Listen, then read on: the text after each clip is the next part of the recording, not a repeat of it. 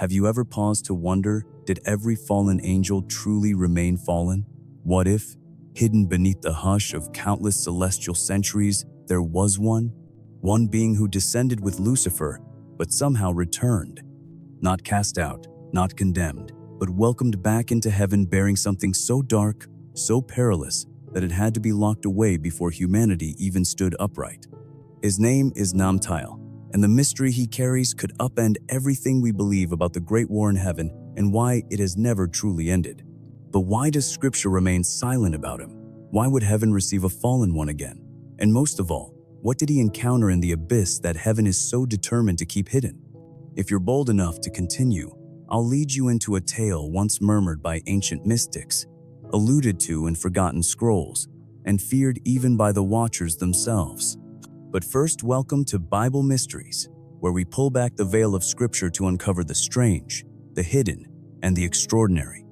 If you find your heart stirred by angels, heavenly battles, and truths veiled between the lines of holy text, go ahead and like, subscribe, and tap that bell icon, because what comes next might change how you see everything.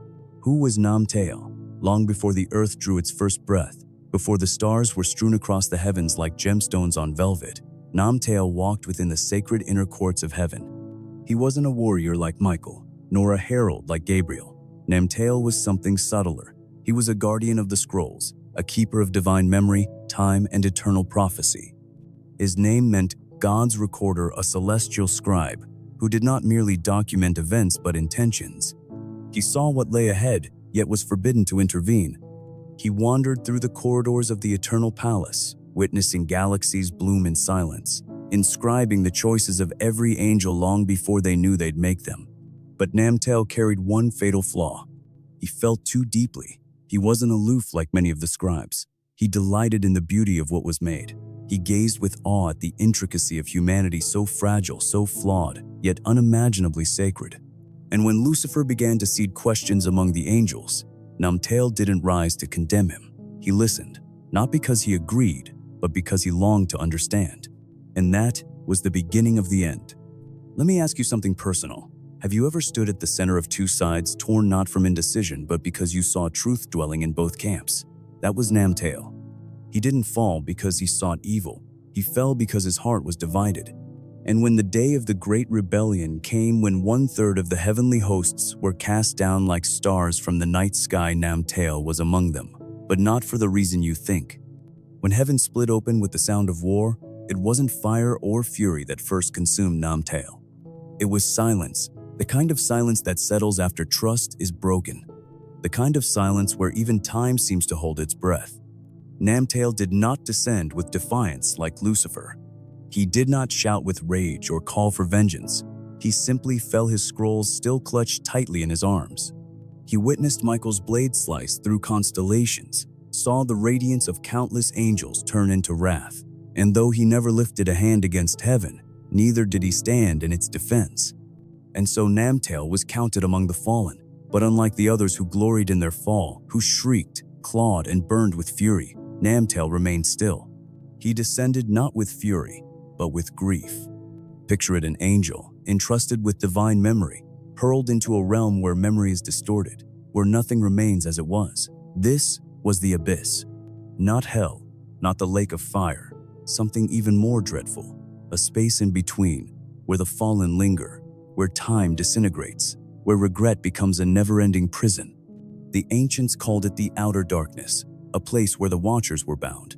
A silence that isn't peace but presence, something unseen, staring back.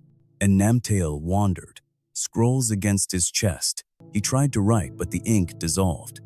Even his divine pen could not inscribe truth in a realm born of lies. And then something strange happened.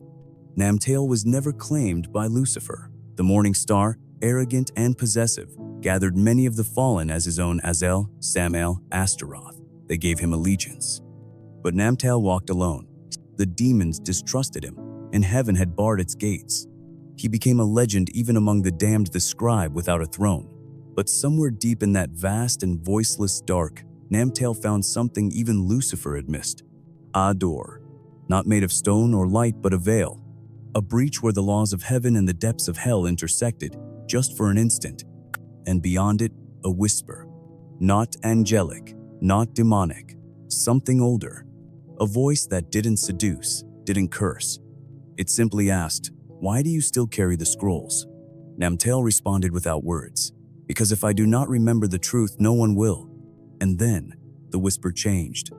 It began to show him things, not glimpses of the past, not echoes of rebellion, but visions of what was to come. A future even heaven had not foreseen.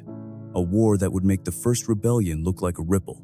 And there, wrapped in the black tapestry of the abyss, Namtael began to write. Every revelation, every betrayal, every terror. The scroll became something else entirely. No longer prophecy, but a weapon. A record so potent that even the seraphim would tremble to gaze upon it. No fallen had ever returned. Not truly. There were murmurs, old scrolls, whispering of angels pardoned or hidden, but never anything like this. Namtael didn't plead. He didn't offer bribes. He didn't slip in quietly. He simply walked toward the gates of heaven, eyes lowered, scroll bound in chains of divine fire. And the gatekeepers, seraphim with wings of flame and eyes like suns, recognized him. They had known him once, walked with him, heard him speak. He had recorded their thoughts. But now they saw only a stranger, a possible threat. And when they lifted their swords, fire licking the sky, Namtael did not move. He knelt. That's when Michael arrived, the archangel of war. His sword still glowed with the final embers of that ancient rebellion. His voice resounded through the gates like thunder. "Namtael, why have you returned?" Namtael replied with only this: "What I carry does not belong in hell, and it cannot remain with me." Michael, always ready to wield judgment, hesitated, because in Namtael's face, he saw something unexpected. Fear, but not the fear of judgment, not dread of death. Fear of what lay ahead. Heaven has its own laws, its own courts.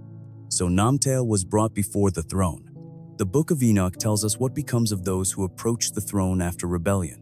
The very presence of God is like fire undoing, unraveling, dissolving the unworthy before they can utter a word. But Namtael was permitted to speak. And as he unfurled his scroll, even the 24 elders turned their faces away. He did not speak its contents aloud. He said only, "This was never meant to be known, but I could not let it vanish." Quo! What was written on that scroll? Some say it foretold a second war in heaven. Others believe it named the angels who would betray the throne in the final days. Still others whisper that it revealed the final words God spoke to Lucifer before casting him down, the secret that made the morning star smile as he fell. Whatever it was, God read it, and heaven grew silent for 7 days. Then came the judgment. Namtael would be permitted to remain, but not as he was. He would not rejoin the circle of scribes. He would no longer raise his voice in the heavenly choirs. Instead, he would dwell on the furthest edges of glory, hidden, still, ever watching, recording silently, a sentinel for a storm that had not yet begun. And the scroll? It was sealed, bound in 7 layers of divine inscription, locked within a chamber beyond the reach of light, guarded by an angel whose name has never been spoken. Only God may open it, only at the appointed end. They say heaven is built upon truth, but what happens when truth becomes too perilous to speak? Namtael returned from the abyss carrying a single scroll, chained in divine light, wrapped in silence, written in a tongue only heaven can decipher. No angel has ever revealed what it contains. No entry was ever made in the eternal archives. Even the scribes of timeless memory were forbidden to transcribe it. But those few who glimpsed its contents, they fell silent. Some began to fast without command. Others wept without knowing why. Because the scroll held something beyond prophecy. It held a secret, one so lethal, it had to be hidden even from heaven. One tradition, passed through the oldest oral teachings, claims the scroll contains the name of the angel who will betray heaven in the final days. Not Lucifer, not the ancient uprising, but one yet to come. Namtael didn't return to accuse. He didn't come to condemn. He came to record, so that when the signs appear, someone would know where to look. Some even murmured that the scroll held a name, a specific name, the identity of the one angel destined to betray heaven in the final hour. That's why it was sealed. Because if even a single being saw that name too soon, it could trigger a war before its time. a preemptive strike that would ignite half of creation before prophecy had the chance to unfold. So heaven chose silence, and Namtael, he accepted that silence. He lives with the weight of knowing. Can you imagine such a burden, holding a truth so devastating it could unravel the very fabric of heaven, yet being told, you must never speak it? Each time he crosses paths with a brother angel, he wonders, is it you? Each time he looks down upon the earth and watches disorder take root, he asks, is this the moment? Would you carry that burden? Could you stay silent as the world spins closer to something catastrophic just because God whispered, not yet? That is Namtael's curse. He's not a soldier. He's not a judge. He is a witness, a sentinel. And the scroll he carries may not be opened until the final trumpet echoes across eternity. But here's the question that should stir your soul. Why did God let him see it? Why Namtael, a fallen one, a returner, a soul once shattered? Why entrust him with the secret of heaven's last betrayal? Unless it's because of where he's been. Because he has known the dark. He's touched it. He walked through flame and silence and came back. And maybe, just maybe, he's the only one who will recognize it when it rises again. There's something profoundly haunting about a tale that doesn't end in triumph or in ruin, but in a secret. Namtael didn't return as a hero. No trumpets sang for him. No thrones offered honor. He was never again counted among the choir. He wasn't called to shape the new creation. He simply stood alone on the farthest edges of glory, near the veil that separates time from eternity, still holding the scroll. That same scroll bound in 7 seals of silence rests now in a hidden chamber, beyond the reach of any angel, any demon, or any man. Only God knows if it will ever be unsealed. And if it is, it will mean one thing. The end has begun. Maybe Namtael was never meant to wield a sword. Maybe his true purpose is still waiting. Maybe the final war will not begin with a trumpet, but with a whisper. And it will be Namtael who speaks it. But now, let's bring this closer to us. You and I, we live in the middle of this unfolding. We exist in the space between silence and sound, between the warning and the unveiling. We don't know what's written in the scroll, but maybe we were never meant to. Maybe what matters isn't what Namtael saw, but what we choose to see now. Are we the ones who listened for quiet warnings? Who noticed the shadow moving beneath the light? Who questioned not from doubt, but from discernment? Are we awake, or are we sleepwalking through the unraveling? Because the truth is, Namtael might be watching us. Maybe he stands quietly beside your bed at night unseen. Maybe he records the tears no one else ever witnesses. Maybe he writes your name when you choose mercy over pride, forgiveness over anger. Namtael is not here to frighten you. He's here to observe what the world chooses to overlook. And one day, when that scroll is finally unsealed, your name might be in it. Not as a judgment, but as testimony. Proof that even in an age of silence, someone still chose the light. So remember this. You don't need a sword.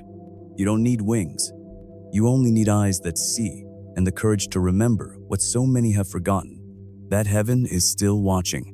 And sometimes, so is a fallen angel who returned from darkness with one last truth. This was the story of Namtael. And it isn't finished because the scroll remains unopened. If you've come this far, you're among the rare few those who hunger for truth that lies beneath the surface. Thank you for joining us on Bible Mysteries. Until then, watch the skies and stay awake.